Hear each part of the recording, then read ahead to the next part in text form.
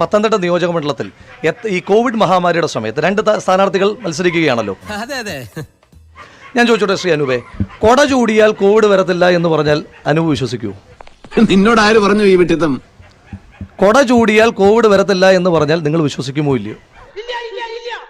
ആളുകളുടെ പലരുടെയും മുഖത്ത് ചിരി വരുന്നുണ്ട്. ഈ സിദ്ധാന്തത്തിന്റെ ഉപജ്ഞാതാവ് ബഹുമാനനായ പത്തനംതിട്ടയുടെ LDF സ്ഥാനാർത്ഥി ഡോക്ടർ തോമസ് ഐസക്കിൻ്റെതാണ്.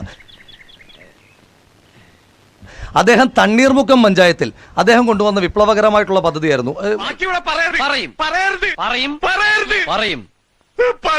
ഒരുപാട് ഇംഗ്ലീഷ് ന്യൂസ് റിപ്പോർട്ടുകളൊക്കെ ഉണ്ട്.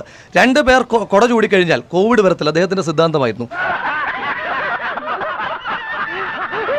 അങ്ങനെ വിവരം കെട്ട ശാസ്ത്രവിരുദ്ധമായിട്ടുള്ള സിദ്ധാന്തങ്ങളുമായി ഡോക്ടർ തോമസ് ഐസക് പോയപ്പോൾ സ്വാഭാവികമായിട്ടും ഡോക്ടർ തോമസ് ഐസക്കിനെ പോലെ താത്വികമായ തള്ളുകൾക്കപ്പുറം യാഥാർത്ഥ്യബോധത്തോടു കൂടി നടപ്പാക്കുവാൻ കഴിയുന്ന പദ്ധതികളുമായി ഇനിയും ആന്റോ ആന്റണി ജനകീയനായിട്ടുണ്ട്.